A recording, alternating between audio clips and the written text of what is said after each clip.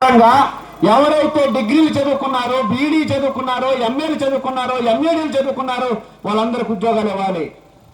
దానికోసం మాట్లాడు చంద్రబాబు నాయుడు గారు, మాట్లాడరు పవన్ కళ్యాణ్, మాట్లాడరు మోడీ గారు, మాట్లాడరు.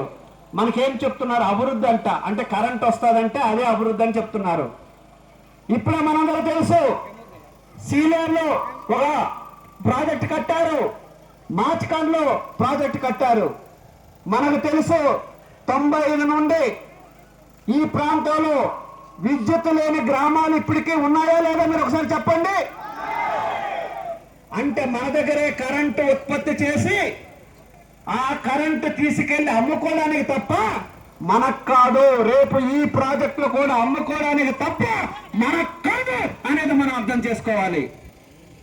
అదే కాదు, మన పవన్ కళ్యాణ్ గారు వచ్చి ఇక్కడే చెప్పులు ఇచ్చారు. పాపం మామిడి పళ్ళు కూడా ఇచ్చారంట.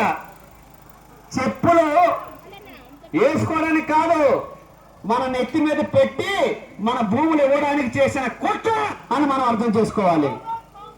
అంటే భూములు కంపెనీలకు ఇస్తాడు, చెప్పులు మన నెత్తి మీద మనకి పెట్టే ప్రయత్నం చేస్తున్నారు. మరి ఆయన ఏమంటాడు? నాకు ఒక లెక్క ఉంది, దానికి ఒక తెక్క ఉందని. మాకు కూడా గిరిజనులకు ఒక లెక్క ఉంది, మాకు కూడా తెక్క ఉంది. మా సమస్యలు కానీ పరిష్కారం చేయకపోతే తాడాపేడ తోస్తామని మాత్రం చెప్పదలుచుకున్నాం. మాకు చరిత్ర ఉంది. ఎలాంటి చరిత్ర ఉందంటే ఇక్కడే ఉండే 2001 సంవత్సరంలో బాక్సైడ్ జీవోలు తీసుకొచ్చారు.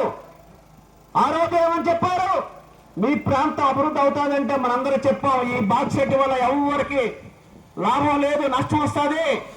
ఇక్కడే కాదు, విశాఖపట్నం, అనకాపల్లి, ఉత్తరాంధ్ర అన్యాయం అయిపోతుందంటే ఎవరు నమ్మలే.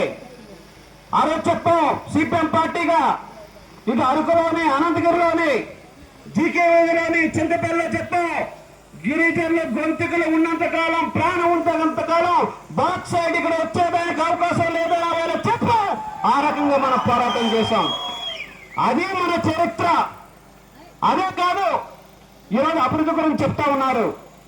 అభివృద్ధి గురించి చెప్తే 170 ఉండే చట్టం, ఆ చట్టానికి సుప్రీంకోర్టు స్పష్టంగా చెప్పింది, గిరిజన యాక్టర్లు ఎవరైనా భూములు కొనడం కానీ, షాపులు కట్టడం కానీ, లాడ్జీలు కట్టడం కానీ చేయకూడదని. మీరు అభివృద్ధి గురించి మాట్లాడుతున్నారు కదా, నేను ఒకటి అడుగుతాను, పాడేరులో ఉండే షాపులన్నీ మనకి ఇచ్చేస్తారా? ఇచ్చేస్తారా? అరకులో ఉన్న లాడ్జీలన్నీ మనకి ఇచ్చేస్తారా? ఎవరు? అంటే మన భూముల్లో ఉండే, మన చట్టానికి సంబంధించి మన భూములు ఎవరు కొనుక్కోకపోకూడదు అని 170